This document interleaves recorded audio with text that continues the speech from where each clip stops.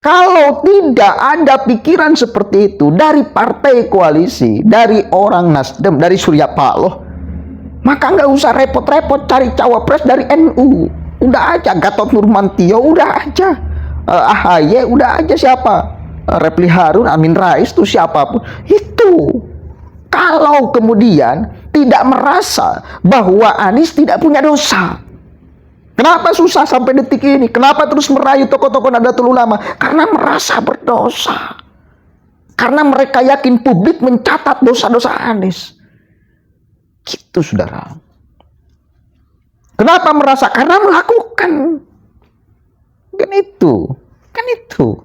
Gampang sekali kan alur pikirannya. Begitu dong.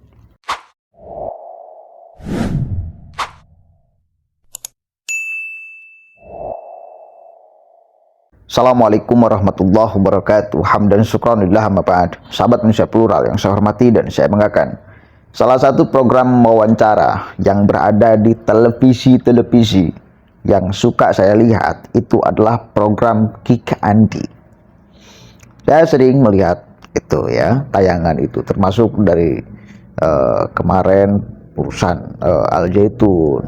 Sekarang dia mewawancarai Anies Rashid Baswedan dan mengungkapkan dosa-dosa Anies. Dan biasa Anies menjawab dengan kata-kata karena dia ternyata sekarang labelnya menjadi bertambah. Bukan hanya bapak politik identitas, tapi presiden kata-kata. Ya sesuai fatwanya, rekam jejak. Akhirnya orang kemudian mengungkap rekam jejak Anies. Ya, karena itu fatwa dia yang saya aminkan dan saya kira masyarakat juga aminkan. Gak boleh fatwa itu dibantah. Fatwa yang itu ya, yang itu jangan dibantah. Kalau siapa? Guntur Romli, dia mengatakan fatwa itu pendapat. Pendapat itu bisa dibantah. Ini adalah fatwa Guntur Romli. Nah, kalau ini fatwa Anies ini jangan dibantah. Jangan dibantah yang rekam jejak ini ya. Lihat kenyataan. Lihat rekam jejak. Visi misi itu bisa dikarang.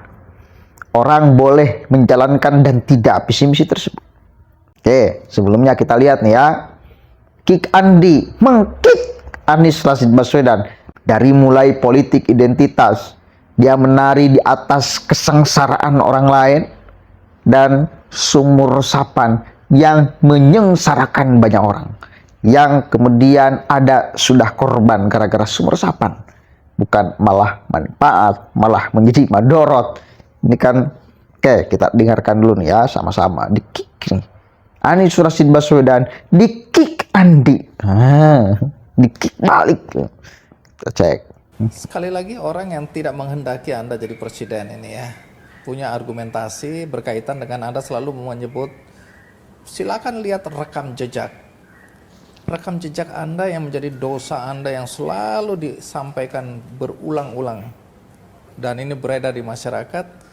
Anda kan dulu bilang bagaimana kita harus merajut tenun kebinekaan, tapi justru di era Anda membiarkan masjid-masjid, membiarkan pendukung Anda menggunakan politik suku, politik agama, sehingga sampai hari ini dampaknya kata orang sangat dirasakan adanya konflik.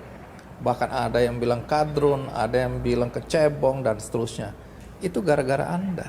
Jawabannya adalah lihat pada kenyataan. Bukan hanya lihat apa yang saya sampaikan, Bang. Lihat pada kenyataan.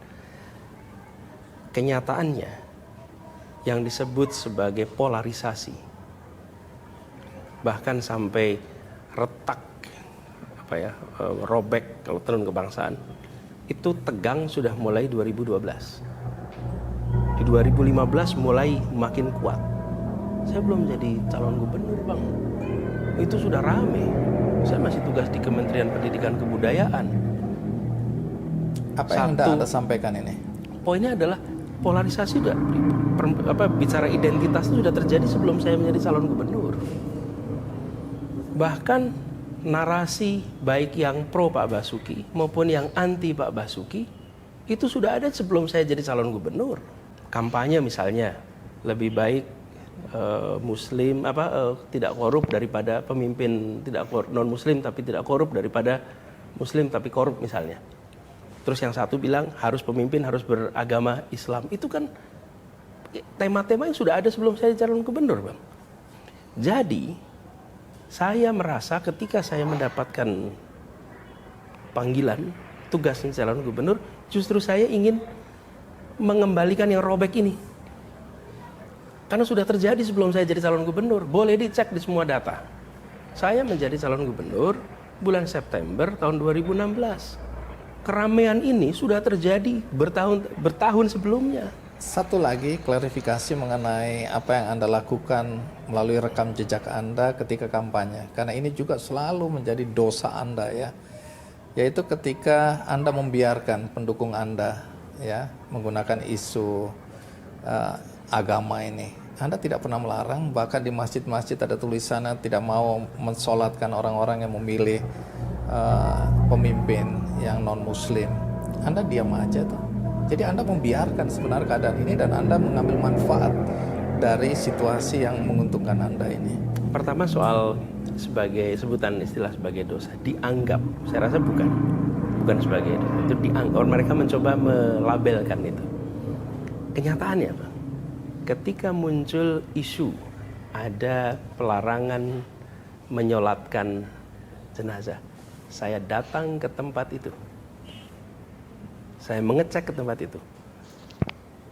Saya menulis surat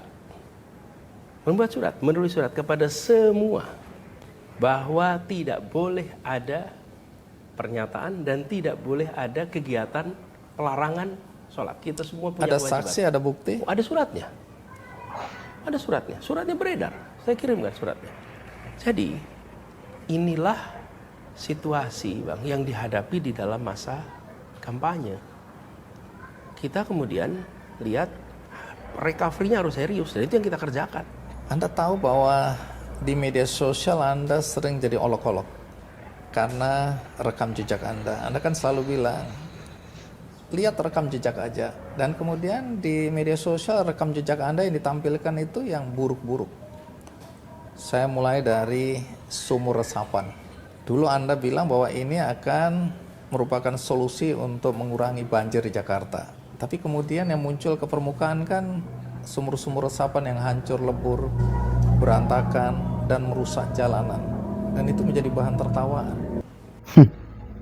Itu namanya Bapak Andi mengkik, menskakmat Anies Rashid Baswedan dengan pernyataan-pernyataan, dengan rekam jejak Anies itu sendiri.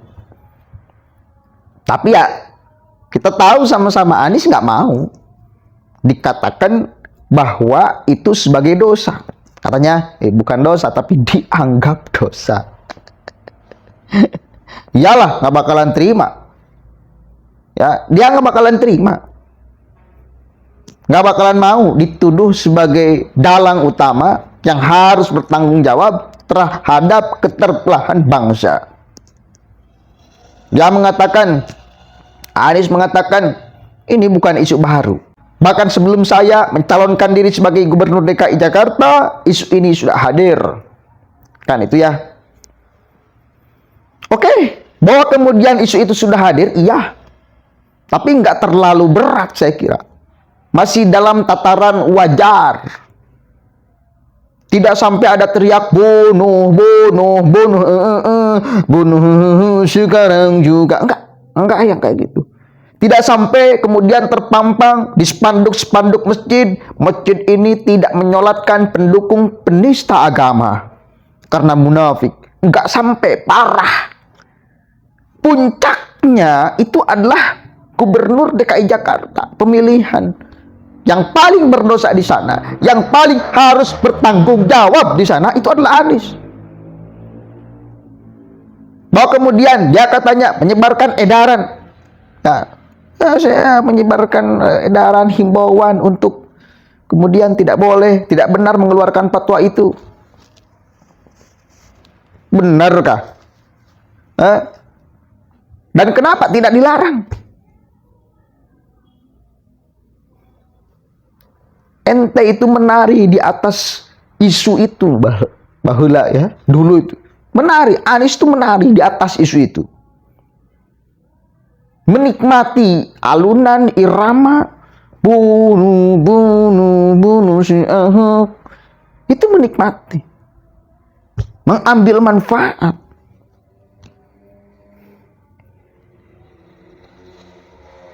Ya, silakan masyarakat nilai sendiri. Dan saya kira masyarakat mengingat itu sebagai peristiwa buruk demokrasi kita. Peristiwa buruk jahat. Seseorang yang ingin menjadi gubernur DKI Jakarta lalu menghalalkan segala cara, menginjak-injak nilai keislaman, nilai kemanusiaan, ya, dan segala macamnya, nilai kesukuan. Ya injak-injak hanya demi menaiki anak tangga menjadi gubernur DKI Jakarta. Nggak peduli itu semua. Ya injak. Ya. Dia terobos, dia robek-robek tenun kebangsaan. Dia benar, dia robek tenun kebangsaan. Bukan kemudian ingin merajut lagi. Nggak ada istilah dia ingin merajut lagi. Faktanya dia menari di atas keterbelahan itu. Dan sampai sekarang dirasakan. Dan keucapan itu sampai sekarang ditempelkan di jidat Anies. Maka itu yang kemudian dihitung oleh Nasdem. Ya, kenapa terus ingin merayu tokoh-tokoh dari Nahdlatul Ulama? Untuk apa? Untuk menambal, robek tenun yang sudah dirobek oleh geng Anies Rashid Baswedan dulu. Berharap orang NU mampu menjadi tambal itu. Ya. Kalau tidak ada pikiran seperti itu dari partai koalisi, dari orang Nasdem, dari Surya Paloh, maka nggak usah repot-repot cari cawapres dari NU. Udah aja Gatot Nurmantio, udah aja AHY, udah aja siapa, Refli Harun, Amin Rais, tuh siapapun itu. Kalau kemudian tidak merasa bahwa Anies tidak punya dosa, kenapa susah sampai detik ini? Kenapa terus merayu tokoh-tokoh Nahdlatul Ulama? Karena merasa berdosa. Karena mereka yakin publik mencatat dosa-dosa Anies. Gitu, saudara. Kenapa merasa? Karena melakukan. Kan itu. Gampang sekali kan alur pikirannya. Begitu dong. Mudah-mudahan ada manfaatnya. Dan kita tidak akan pernah lupa peristiwa itu. Assalamualaikum warahmatullahi wabarakatuh.